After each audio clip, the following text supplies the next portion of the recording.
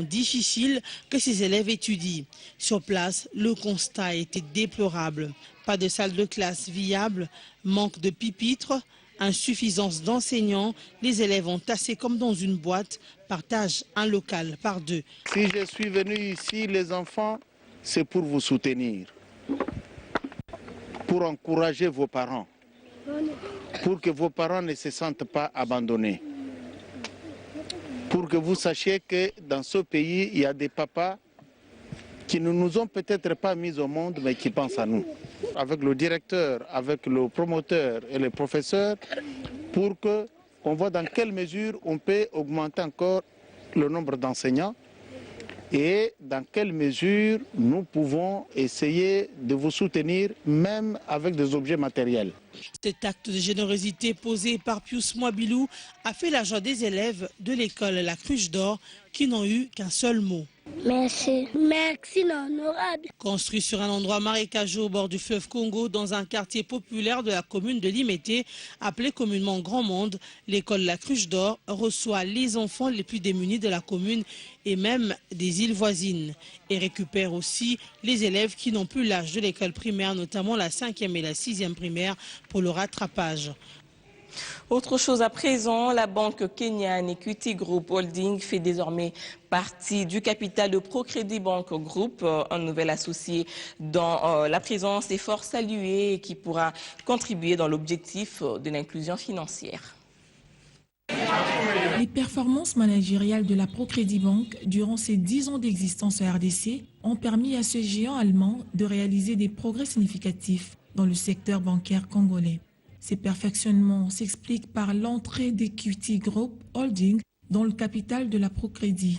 Une implication jugée salutaire qui va booster l'inclusion financière et la confiance des investisseurs étrangers. Ça permet à la banque de prendre un élan nouveau et c'est pour les meilleurs services de notre clientèle. Donc nous pensons réellement que c'est une très bonne chose pour le développement de la République démocratique du Congo. Le développement de la RDC est très positif.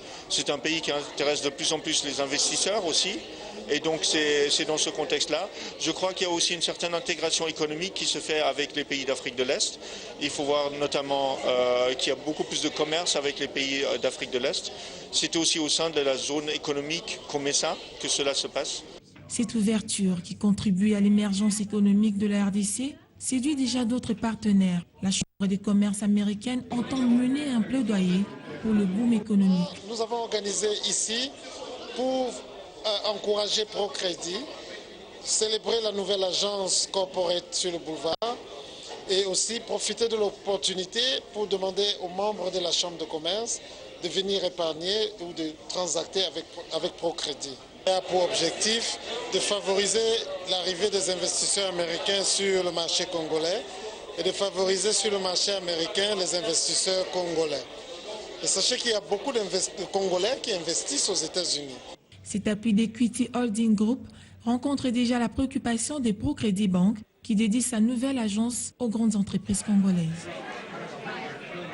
Nous vous le disions en titre, l'INAFoot, 6e journée, l'ASV Club de Kinshasa vient de retrouver la confiance de son public après sa victoire sur RCK par 3-0.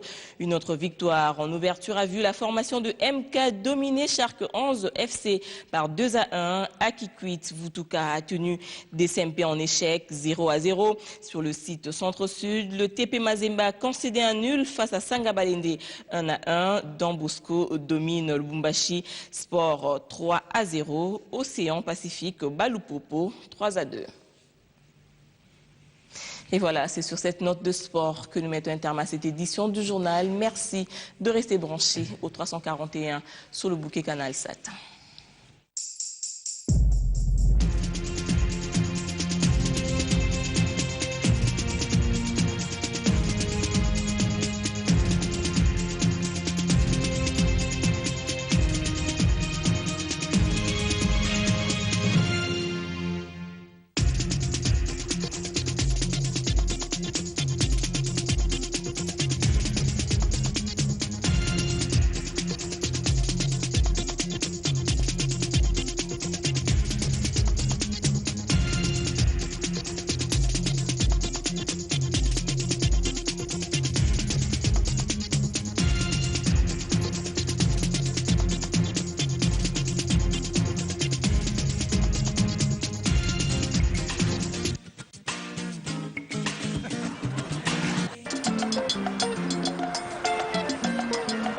Nabiso 2015. Biloko Nabiso. Ce soir sur B1. La République démocratique du Congo est le pays le moins électrifié au fait au regard des potentialités hydroélectriques et autres potentialités en termes d'énergie qu'elle présente. Comment vous expliquez ce paradoxe? En fait, il faut partir de l'histoire. C'est-à-dire que à l'époque coloniale, l'électrification visait et tout simplement les activités de la colonie, c'est-à-dire les activités minières, par exemple au Katanga. C'est pourquoi vous trouvez au Katanga 4 centrales hydroélectriques, n'est-ce pas? Et les activités, n'est-ce pas, au niveau du Bas-Congo, c'est ainsi que vous trouvez par exemple la centrale de Zongo, qui est une centrale qui a été construite entre 55 et 59. En fait,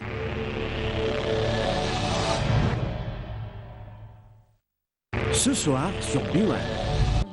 Sarah, est-ce que vous auriez la même sensibilité si vous n'étiez pas femme? Vous avez parlé, je vous ai suivi attentivement, la vulnérabilité des femmes. Les femmes sont exposées à beaucoup de problèmes aujourd'hui suite à leur caractère, le fait d'être femme. Est-ce que vous-même, si vous n'étiez pas femme, vous auriez cette même susceptibilité de pouvoir lutter contre ces injustices? Oui, même si je n'étais pas femme, j'allais toujours avoir cette sensibilité de lutter pour cela. Parce que la souffrance me révolte. Je n'aime pas voir les gens souffrir. Au grand mot de grand remède, dit-on.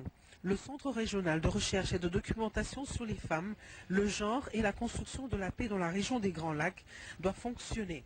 Alors, pour sa présidente, l'honorable Jeannette Kabila, l'heure est à la mobilisation des fonds. D'où cette traversée du fleuve Congo pour le pays de la région le plus proche de la RDC, le Congo-Brazzaville. Nous avons besoin de cet argent pour rendre les centres opérationnels et je pense qu'on aura les moyens. La ministre du Genre, de la Famille et de l'Enfant, Geneviève Vinagossi, mesure l'ampleur de la mission. Elle accompagne la présidente du centre, vu que les enjeux sont de taille et surtout que la RDC est l'un des pays de la région où les problèmes spécifiques des femmes se posent avec acuité. Le gouvernement congolais, conscient, a d'ailleurs mis le bouchée double. La cotisation annuelle pour chaque État est de 68 000 $ pour un budget global de 603 000 $. Et la République démocratique du Congo, comme pays qui abrite le siège du centre régional, a contribué pour 150 000 $. Côté Congo-Brazzaville, la question est prise avec autant de sérieux. Le président brazzavillois, Denis Sassou Nguesso, est prêt à débourser la part de contribution de son pays. Tous les mécanismes sont mis en marche, peut confirmer Catherine Ebonzali Kiti, ministre à la promotion de la femme, à l'intégration de la femme et au développement. Le gouvernement, donc, à travers le budget qui a été élaboré pour l'année 2014, avait déjà prévu une ligne pour la contribution, comme une contribution au fonctionnement de ce centre. Le cap de Brazzaville atteint, le centre régional fera le déplacement des 10 autres pays de la région des Grands Lacs pour rassembler les fonds des États membres pour qu'en janvier 2014, le centre ait enfin les moyens de sa politique. Viens me voir, il paraît. Ça, Jocelyn, c'est la relève. Il paraît qu'il chante comme un dieu, lui. Comment tu t'appelles, toi, alors? Espoir? Ah, il s'appelle Espoir. Ah, ben, Espoir, tu veux nous chanter quelque chose?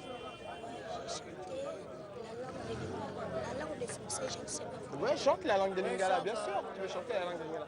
Alors, attends, je vais bouger le micro 2 secondes. On a totale improvisation. Viens là. Ah, j'adore. Bon, allez, vas-y. Espoir, un prénom qui sonne comme une destinée.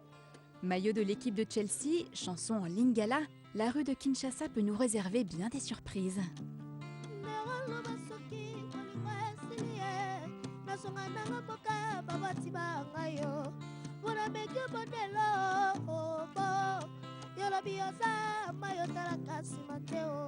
Et le gamin se met à chanter, mais c'est impressionnant comme il chante. Mais en 4 secondes, le gamin est ailleurs.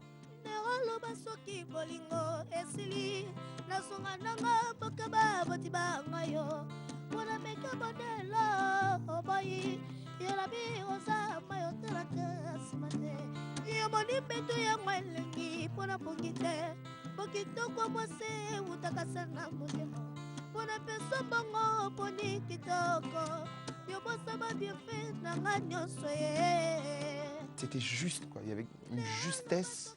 Tu sens que chanter, ça a été un vrai exutoire pour lui.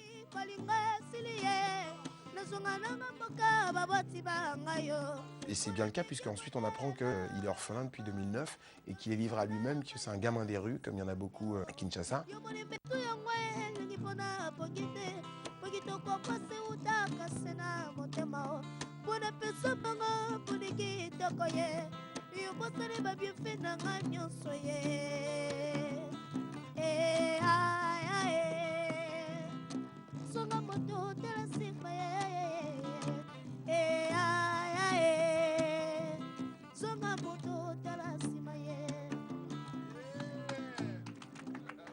On va faire du bruit pour Espoir quand même. Oh alors. Bravo, t'as très bien chanté Espoir. Bravo, hein.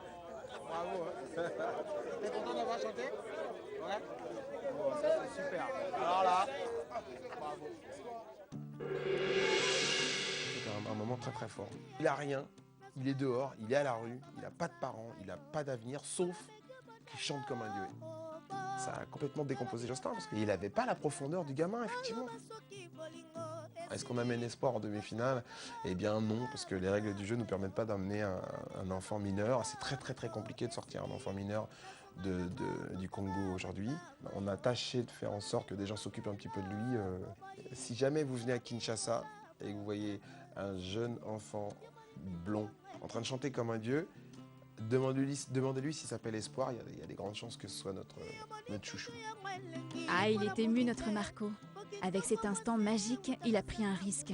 Il a suscité la déception chez Jocelyn et l'espoir pour Espoir. Sa conscience est dans la tourmente. Mais quel moment pour Music Explorer. Marco, vous êtes un prince.